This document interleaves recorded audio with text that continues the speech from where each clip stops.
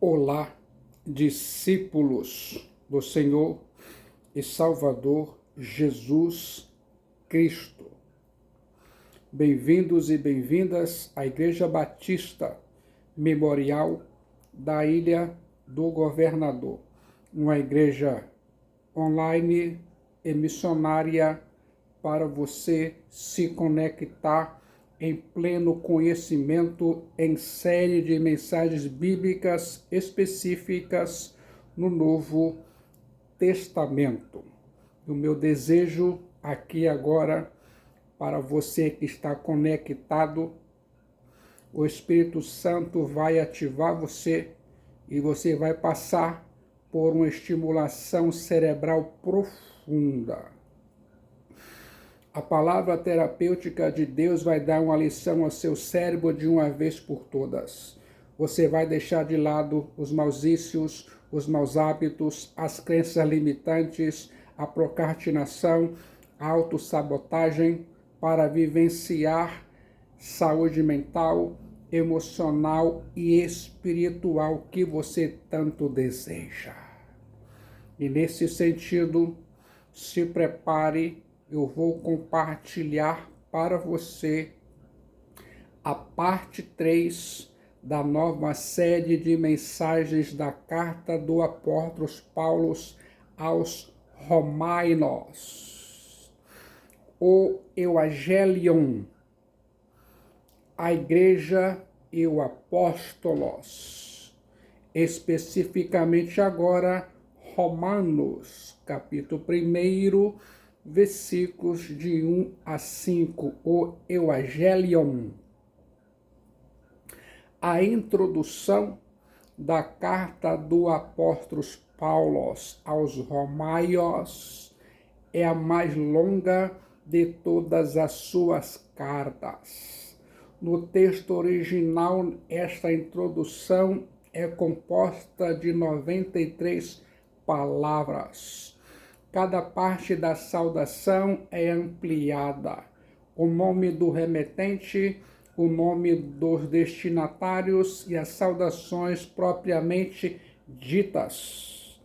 O apóstolo Paulo faz questão de definir com muita clareza, logo de início, o Evangelion, tema que discorrerá em toda a sua carta aos Romanos. O apóstolo Paulo menciona marcas da verdadeira igreja e fecha sua introdução falando um pouco de si e de seu desejo e propósito de visitar os cristãos de Romé. Nas mensagens anteriores, parte 1 e parte 2, abordei a incomparável importância de Romanos na história da Igreja e de sua indisputável influência tanto na Reforma Protestante do século XVI, como nos grandes reavivamentos espirituais posteriores.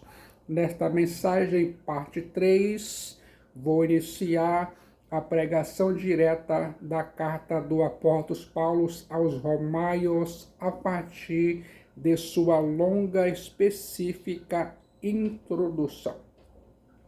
Quando o apóstolo Paulo escreveu essa carta aos Romanos, dirigiu-se a uma igreja que não conhecia pessoalmente, situada numa cidade que nunca tinha visitado, a maior cidade, a capital do império do mundo, razão pela qual o apóstolo Paulo escolhe com muito cuidado e sensibilidade suas palavras teológicas. Ouça nesse momento as marcas do Evangelho verdadeiro de Jesus Cristo, o Filho de Deus, Salvador. Em Romanos, capítulo 1, versículos de 1 a 5. A carta do apóstolo Paulo aos Romanos não foi escrita prioritariamente para corrigir algum problema da igreja de Romé, mas para fazer uma apresentação, uma defesa do Evangelho de Jesus Cristo e os Theos Soter. Mais do que uma carta, Romanos é um tratado teológico. Vou destacar aqui agora 6 verdades teológicas. Em primeiro lugar, o arauto do Evangelium. Romanos capítulo 1, versículo 1. No primeiro século, o remetente de uma carta colocava seu nome no início da missiva. Por isso, o apóstolo Paulo abre sua carta fazendo 3 afirmações sobre si mesmo. Primeira afirmação: Paulos, doulos Jesus Christos. Paulo, servo de Jesus Cristo. Romanos, capítulo 1, versículo 1. A palavra grega doulos, traduzida por servo, significa escravo.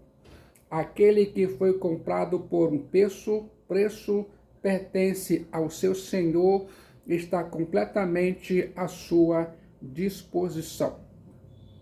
Um escravo não tem vontade própria nem liberdade para fazer o que lhe agrada. Um escravo doulos vive para agradar ao seu senhor e obedecer-lhe às ordens. No Império Romano, os escravos carregavam uma pesada argola de ferro soldada em volta do pescoço com o nome do seu senhor. Acredita-se que havia cerca de 60 milhões de escravos em todo o Império Romano. Um escravo não era considerado uma pessoa, mas apenas uma propriedade, uma ferramenta viva. Como propriedade de seu dono, este poderia submetê-lo a trabalhos forçados, castigá-lo e até matá-lo.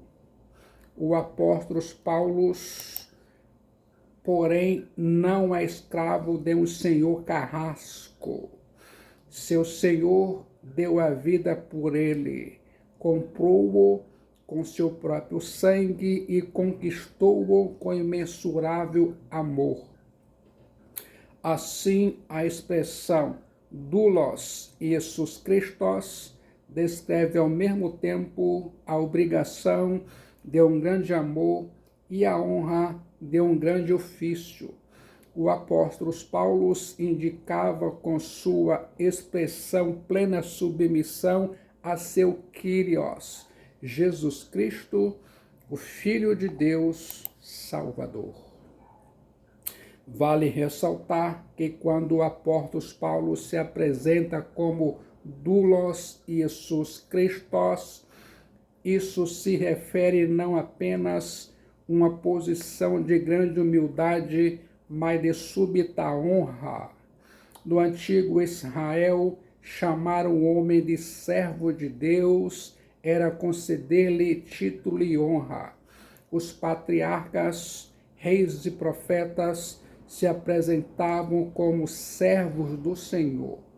Assim, o apóstolo Paulo se autoposiciona na mesma linhagem de Abraão, Moisés e Davi.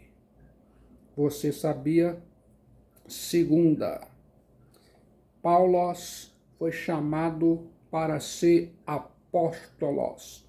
Romanos capítulo 1, versículo 1. Chamado kletos para ser apóstolos. A palavra grega apóstolos significa enviado. Paulo foi chamado do mundo para ser enviado de volta ao mundo, a fim de anunciar o Evangelho de Jesus Cristo, o Filho de Deus Salvador, especialmente aos gentios.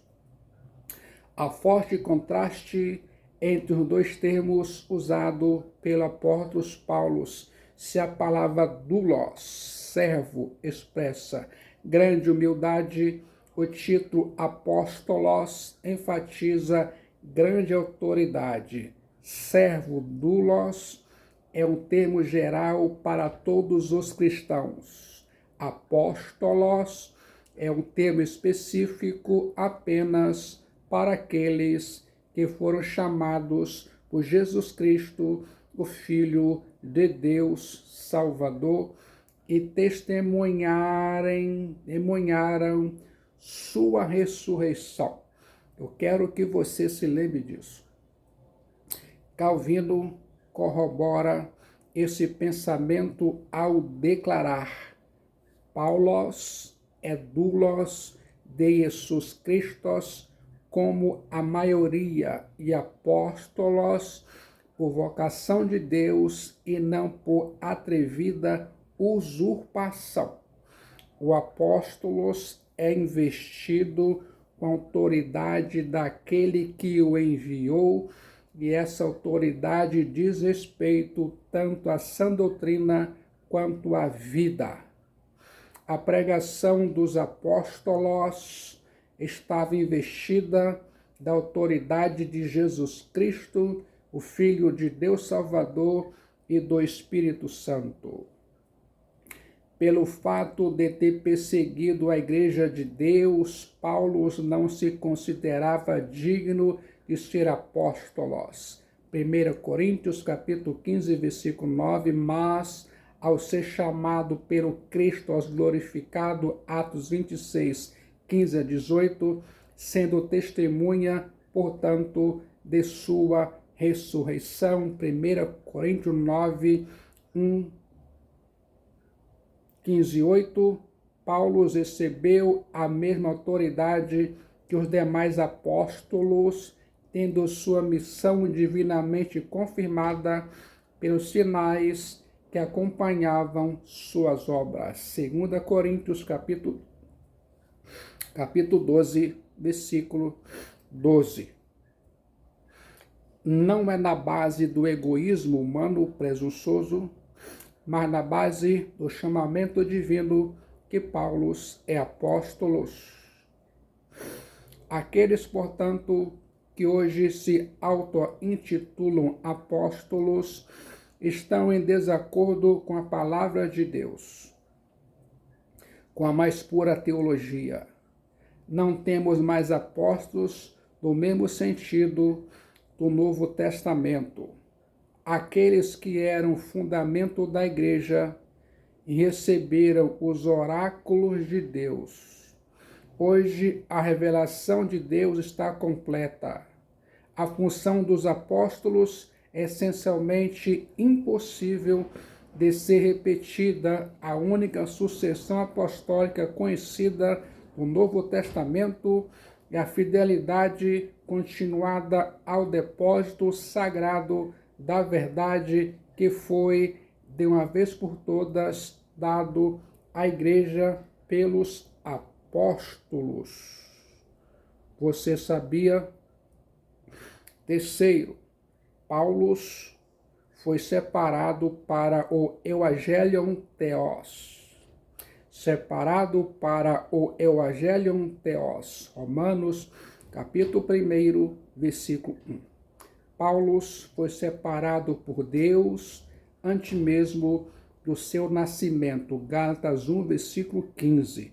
Para anunciar o Evangelion da graça.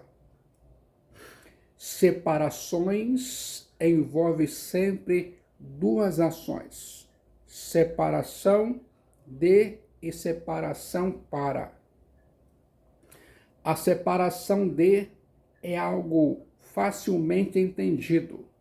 Existem muitas coisas que nos podem manter afastados de Deus, e não é possível sermos separados para Deus, a não ser que sejamos separados destas coisas. A consagração do apóstolo Paulo ao Evangelion foi total e integral. Paulo chega a chamar o Evangelion de Deus, de meu Evangelium. Romanos 2,16 e 16,25. A palavra grega aporismenos ou aporizo tem o mesmo significado que a palavra fariseu.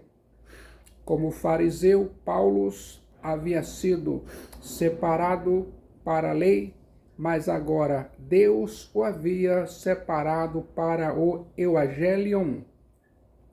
Todos os ricos e variados dons da herança de Paulo, judaica, grega e romana, e de sua educação foram predestinados por Deus como vista ao seu doulos, a seu servo. Você vai ouvir agora as marcas do Evangelium verdadeiro, Romanos capítulo 1, versículo de 1 a 5. A carta do apóstolo Paulo aos Romanos não foi escrita prioritariamente para corrigir algum problema na igreja de Romé, mas para fazer uma apresentação e uma defesa do Evangelium de Jesus Cristo, o Filho de Deus Salvador. Mais do que uma carta a Romanos, é um tratado teológico. Vou destacar 6 verdades teológicas. Em primeiro lugar, o arauto do Evangelium. Em segundo lugar, a fonte do Evangelium, separado aporizo para o Evangelium de Deus. Romanos capítulo 1, versículo 1. Paulo deixa claro que ele não é a fonte do Evangelho, mas apenas seu arauto. O apóstolo Paulo não é a fonte da mensagem, mas seu canal. O apóstolo Paulo não cria mensagem, apenas transmite o Evangelho, não vem do homem, mas de Deus. A origem do Evangelho não está na terra, mas nos céus, a cidade do Deus vivo, a Jerusalém celestial. O Evangelium não é o fruto da lucubração humana, mas da revelação divina. O Evangelium não é uma invenção humana, é uma revelação celestial, gloriosa, divina. A mensagem da Boa Nova que o apóstolo Paulo deve proclamar é a palavra autorizada de Deus. Sua fonte não é outro senão o próprio Deus. O autor último do Evangelium é o próprio Deus.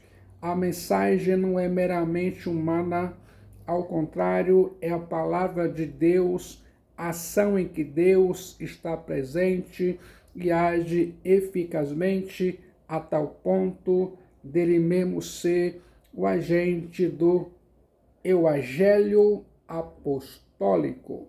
Guarde essas palavras em suas mentes e corações.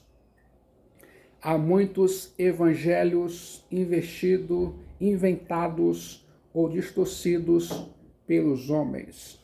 Esses outros evangelhos representam as reivindicações pretensiosas de homens presunçosos. Esses evangelhos não passam de falso evangelho. Os apóstolos não inventaram o Evangelium. Ele foi revelado a eles, confiado por Deus. O que temos é o Evangelium de Deus, a boa nova do próprio Deus para o mundo perdido. Sem esta convicção, a evangelização perde todo o seu conteúdo, propósito e motivação. O Evangelho de Deus é sua jubilosa proclamação da vitória e da exaltação de seu Filho, Cristo Jesus, e da consequente anistia e libertação que os homens podem desfrutar pela fé nele.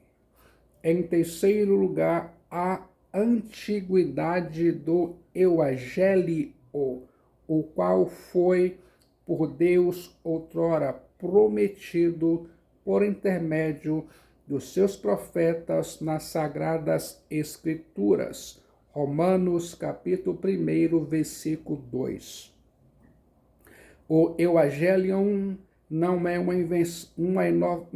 uma inovação, uma espécie de plano B, porque o plano A fracassou. O Evangelho foi concebido na eternidade, anunciado por Deus na história, prometido pelos profetas, prefigurado nos sacrifícios judaicos e plenamente cumprido em Jesus Cristo, o Filho de Deus Salvador. Há uma continuidade perfeita entre o Antigo e o Novo Testamento. O Evangelho não é ruptura, mas atualização. O Evangelho não é uma ruptura com o passado, mas sua consumação.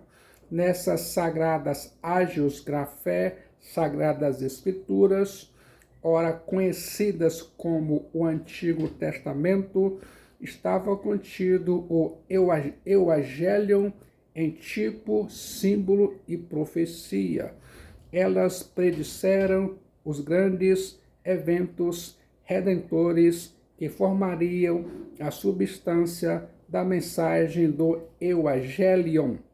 Desta forma, o apóstolo Paulo demonstrou tanto a unidade como a continuidade da dispensação do Evangelho em relação ao Antigo Testamento.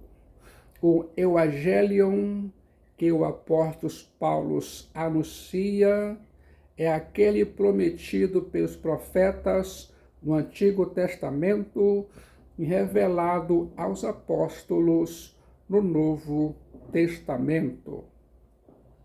O Evangelho não foi dado pelos profetas, mas prometido por eles.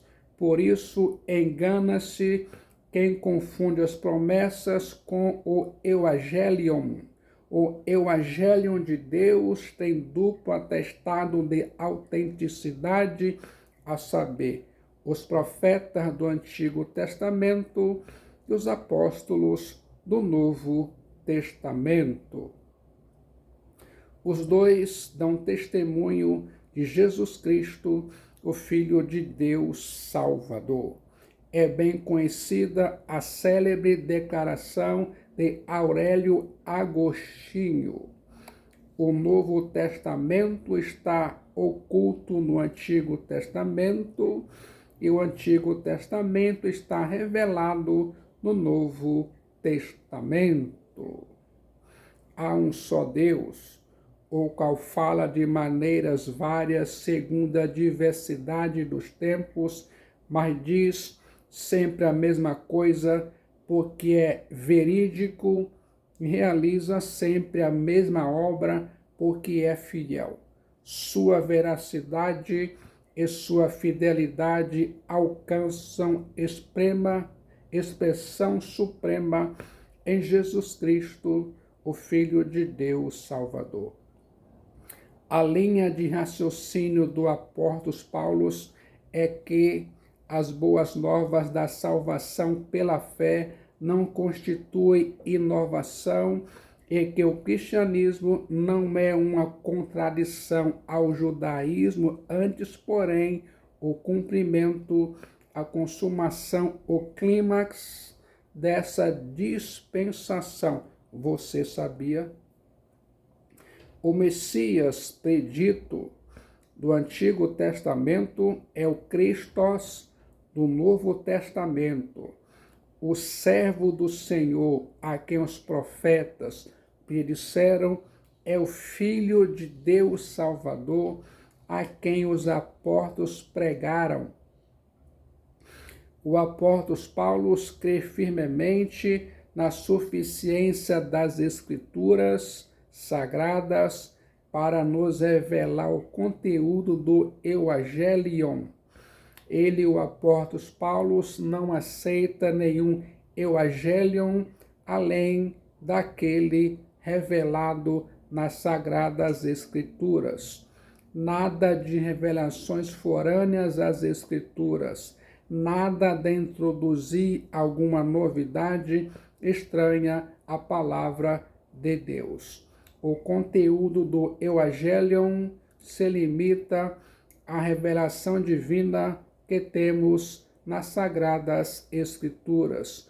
O intuito divino era pôr o cumprimento ao lado da promessa. Em quarto lugar, a essência do Evangelion. Romanos capítulo 1, versículo 3 e 4.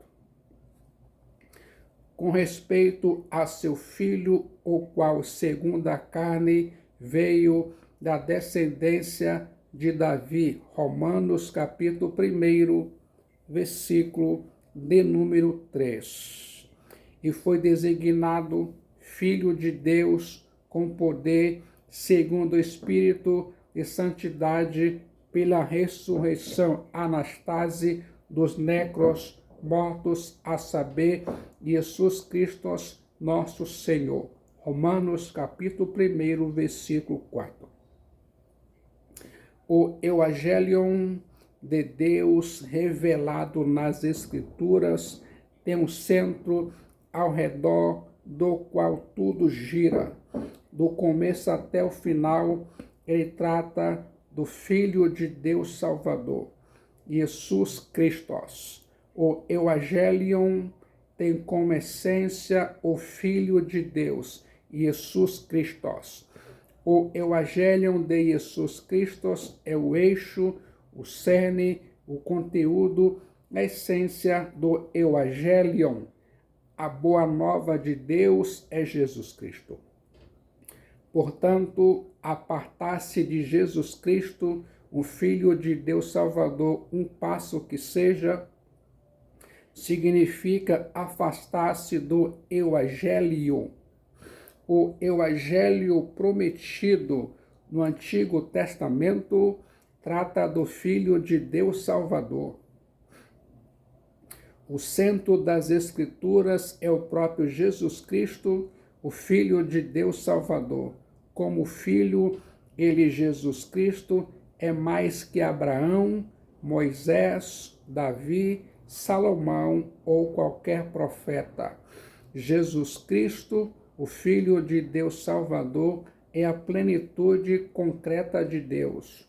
Na verdade, o cristianismo é Jesus Cristo, o Filho de Deus Salvador.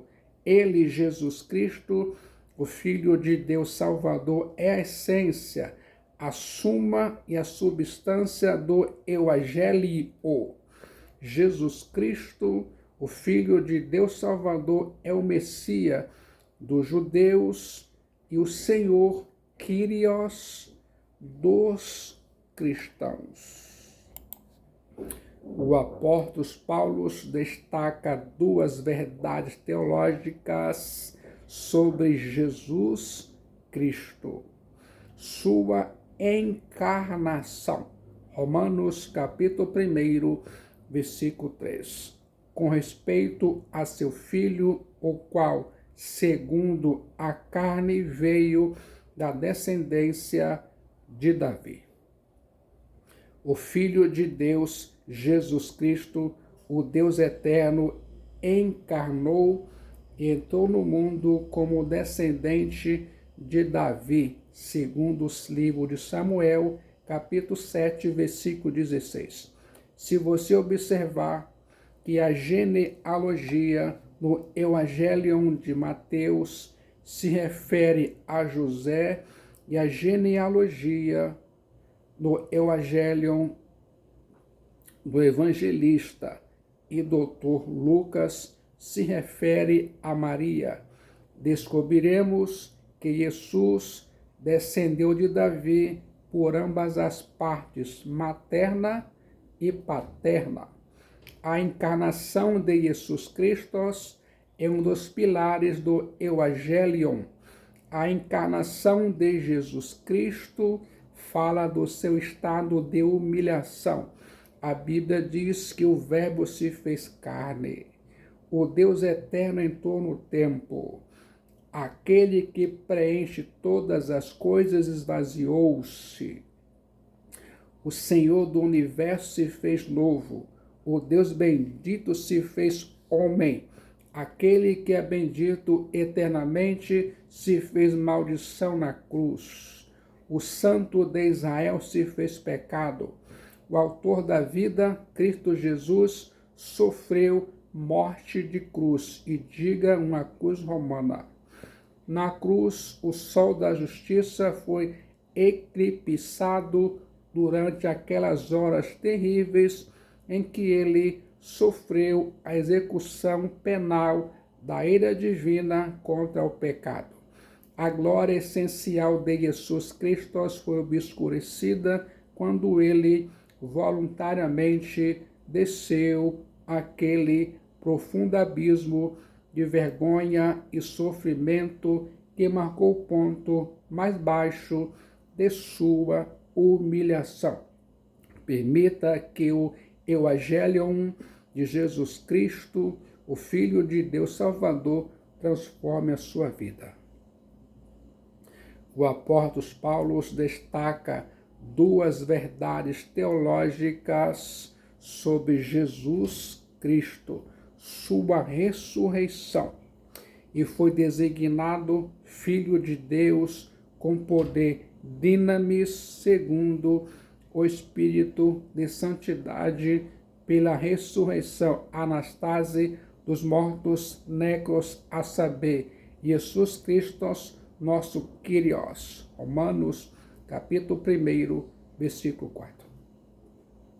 Jesus Cristo foi designado Filho de Deus com dinamis, poder, pela ressurreição Anastase dos mortos necros. O Filho de Deus se manifestou primeiro com fraqueza, depois com poder dinamis. Ele que era Filho de Deus desde a eternidade não deixou de ser Filho de Deus ao esvaziar-se na encarnação e humilhar-se na morte de cruz. Agora, porém, é designado Filho de Deus em poder dinamis, pela ressurreição Anastase dos mortos necros. Antes de ressuscitar, ele era o Filho de Deus em fraqueza e humildade. Por meio da ressurreição, torna-se Filho de Deus em poder dinamis.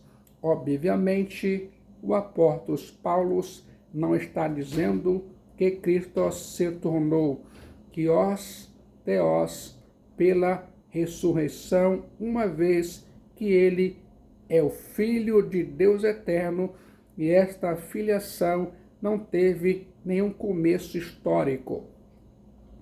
O que o apóstolo Paulo afirma que Cristo foi designado Filho de Deus em poder dinamis pela ressurreição dos mortos. Assim, o apóstolo Paulo não está aludindo às duas naturezas de Cristo, humana e divina, mas aos dois estados de humilhação e exaltação. Eu quero que se lembre disso. É um e o mesmo Filho de Deus que aparece igualmente em humilhação e em exaltação. O Filho realmente era o único gerado do Pai antes de todos os mundos, e a divindade do Filho necessariamente é a base da encarnação e da ressurreição. Jesus foi o Filho de Deus em fraqueza e humildade na encarnação. A glória divina estava oculta, se manifestou depois da ressurreição. A partir daquele instante, ele, Jesus, é o Filho de Deus em um novo sentido. É o Filho de Deus em poder, dinamis. O Filho de Deus em glória, em pleno poder, dinamis. O apóstolo Paulo diz que pela ressurreição Deus o exaltou sobremaneira e deu um nome que está acima de todo nome, para que ao nome de Jesus se dobre todo o joelho nos céus, na terra e debaixo da terra. Filipenses capítulo 2, versículo 9 a 11. A ressurreição de Cristo marca o fim do sofrimento messiânico e o começo do senhorio transcendente do mediador. A entronização de Cristo inaugurou a era do Espírito, pois é o Cristo exaltado que derrama o Espírito Santo sobre a igreja. Guarde essas palavras em seus corações e suas mentes. Em quinto lugar, a abrangência do Evangelho. Romanos capítulo 1, versículo 5. Entre todos os gentios. O Evangelho de Deus, cujo conteúdo é Cristo, destina-se a todos os gentios, a todos os povos. A palavra grega gentios, etnos ou etne, significa nações e refere-se a todos os gentios. Os judeus pensavam que as boas novas de salvação do Evangelho eram destinadas apenas a eles. No entanto, o plano eterno de Deus incluía todos os povos. Jesus Cristo, o Filho de Deus Salvador, morreu a fim de comprar para Deus os que procedem de toda tribo, língua, povo e nação. Apocalipse, capítulo 5, versículo 9. Precisamos libertar-nos de todo orgulho, seja de raça, nação, tribo, casta ou classe, e reconhecer que o Evangelho de Deus é para todos, sem exceção e sem distinção. Este é um tema de suma importância em Romanos. O Evangelho é universal em seu alcance, mas não universalista em sua aplicação. O propósito do Evangelho é salvar os que creem em Romanos 1,16, ou seja, todos os homens, sem exceção, mas não todos os homens, sem exceção. Você sabia? Sexto lugar, a finalidade do Evangelho. Romanos capítulo 1, versículo 5. Por intermédio de quem viemos a receber graça e apostolado por amor de seu nome, para obediência por fé, diz o apóstolo Paulo. O Evangelho é o poder de Deus para a salvação de todo aquele que crê, mas todo aquele que crê prova sua fé pela obediência a Jesus Cristo, Filho de Deus Salvador.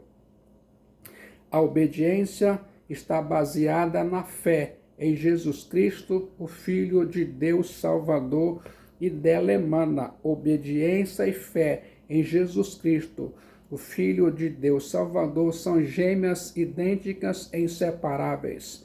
Uma não existe sem a outra. O domínio de um Senhor e a obediência a Ele são coisas correlatas.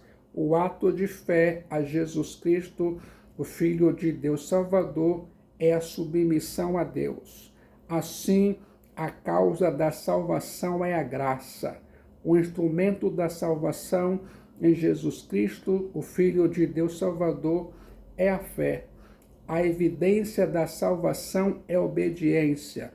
Obediência por fé é a resposta que o Evangelho exige é a sujeição voluntária ao Evangelho ouvido, pregado e anunciado. A obediência a Jesus Cristo, o Filho de Deus Salvador, é fruto da fé nele. Entretanto, recusar-se a confiar nele, Jesus Cristo, Filho de Deus Salvador, para a salvação da alma, é a pior forma de desobediência. João, capítulo 16, versículo 9. A boa nova é o Evangelho de Deus sobre Jesus Cristo, o Filho de Deus Salvador, segundo as Sagradas Escrituras, para as nações, para a obediência por fé, por causa do nome, o nome de Jesus Cristo, o Filho de Deus Salvador. Como se sente agora? Ao ouvir Romanos, capítulo 1, versículo 5, o Evangelho de Jesus Cristo, o Filho de Deus Salvador. Se sente preparado ou preparada a entregar sua alma, sua vida para o Filho de Deus, Jesus Cristo? Só Jesus Cristo salva. Ele é a única esperança para a sua alma. No momento de decisão, em Jesus Cristo, o Filho de Deus Salvador, sua alma é salva, seu destino é selado e muitos benefícios espirituais advirão. Guarde essas palavras em seus corações, em suas mentes, para a glória do nome do Filho de Deus, Cristo Jesus.